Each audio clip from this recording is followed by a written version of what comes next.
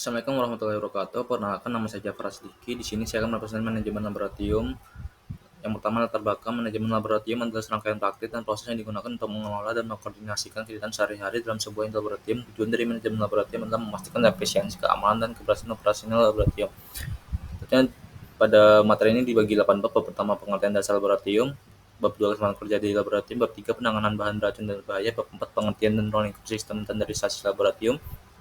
Bab 5, persyaratan teknis dan persyaratan mutu laboratorium, pengujian dan kalibrasi. Bab 6, sistem dokumentasi dan ketelusuran pengukuran pada laboratorium pengujian. Bab 7, ketidakpastian pengukuran. Bab 8, sistem inventaris laboratorium. Pada bab pertama, yaitu pengertian dasar laboratorium. Laboratorium adalah suatu lokasi kerja yang didedikasikan untuk kegiatan ilmiah di mana penelitian dilakukan dengan menggunakan berbagai peralatan dan infrastruktur yang lengkap. Laboratorium dibagi dua fungsi. Fungsinya itu penelitian ilmiah dan kualitas pendidikan, diagnosis produk, pengembangan produk, dan forensik. Ada beberapa jenis: laboratorium riset, laboratorium analisis, laboratorium uji, laboratorium pengajaran. Lanjut pada bab 2, yaitu kelompok kerja di laboratorium. Yang pertama ada alat perlindungan seperti jas laboratorium, masker, kacamata, sepatu laboratorium, sarung tangan. Dalam laboratorium harus terdapat kotak P3K, tabung pemadam, dan emergency exit. Potensi bahaya pada di laboratorium yaitu bahan kimia, bahan biologi, peralatan listrik, bahan radioaktif. Terus kecelakaan kerja di laboratorium termasuk racunan, cedera mata, luka bakar, dan sayatan, kebakaran dari ledakan bahan material, dan lain-lain. Upaya pencegahannya yaitu memberikan pengetahuan, pemahaman, dan pelatihan mengenai bahan-bahan berbahaya, prosedur darurat, dan peraturan keselamatan kerja. Lanjut pada bab 3, yaitu penanganan bahan beracun dan berbahaya. Itu disingkat B3, pengertiannya itu bahan-bahan yang memiliki sifat konsentrasi dan jumlah tertentu dapat menyebabkan dampak negatif terhadap lingkungan, kesehatan, dan kelangsungan hidup makhluk hidup. Jenisnya itu di dua, berdasarkan sumber dan berdasarkan sifat. Tujuannya itu manajemen bahan berbahaya dan beracun bertujuan untuk mengatasi pencemaran atau kerusakan di lingkungan yang disebabkan oleh limbah B3. Jadi pada bab 4, yaitu pengertian dan ruang lingkup sistem standarisasi laboratorium. Pengertiannya yaitu sebuah rangkaian pedoman teknik, prosedur, perangkat keras, dan perangkat lunak, serta dokumen yang digunakan untuk memastikan keandalan pengujian.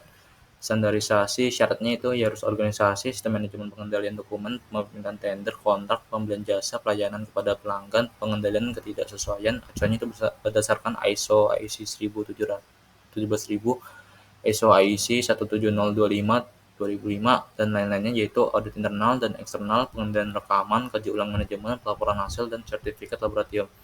Ini pada bab 5, persyaratan teknis dan persyaratan mutu laboratorium pengujian dan kalibrasi. Persyaratan teknis mengatur pelaksanaan pengujian dan kalibrasi termasuk metode, prosedur, dan kriteria evaluasi yang digunakan. Persyaratan mutu yaitu mencakup manajemen sumber daya manusia, dokumentasi, perencanaan pemantauan, dan pengukuran kinerja laboratorium, pelaporan hasil, serta tindakan perbaikan dan pencegahan. Lanjut pada bab 6, yaitu sistem dokumentasi dan ketelusuran pengukuran pada laboratorium pengujian, yang artinya dokumentasi sebuah sistem atau prosedur untuk mengumpulkan, memilih, mengolah, dan menyimpan informasi.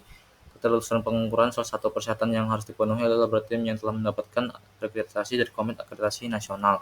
Tahapan-tahapannya itu ada identifikasi dokumen yang diperlukan, penyusunan prosedur implementasi dan pemantauan, pemeliharaan dan perbaikan, penetapan format dokumen, review dan persetujuan, pelaporan, dan tindak lanjut. Lanjut pada bab 7, yaitu ketidakpastian pengukuran. Di ketidakpastian pengukuran ada jenis data, ada dua data, yaitu data empiris dan data terproses. Terus ada 4 jenis ralat, yaitu ralat gayut, ralat tak gayut, ralat acak, ralat sistematis. Lalu ada metode penentuan ralat. Terus ada bagi dua, pengukuran tunggal, pengukuran berulang. Pada pengukuran dibagi dua, yaitu pengukuran langsung dan tak langsung.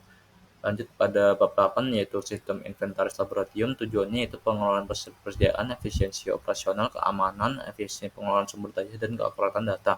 Fiturnya yaitu sistem pencatatan, sistem peminjaman, sistem berlangsung inventaris, integrasi barcode atau FRID. Manfaatnya yaitu meningkatkan efisiensi operasional, mengurangi kerugian inventaris, akurasi data yang baik, menghindari overstock dan atau kekurangan bahan.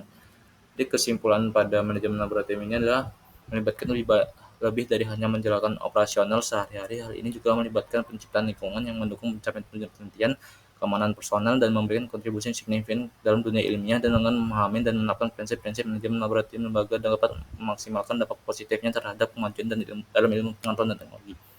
Sekian dari saya. Apabila terdapat kesalahan, saya minta maaf. Sekian. Wassalamualaikum warahmatullahi wabarakatuh.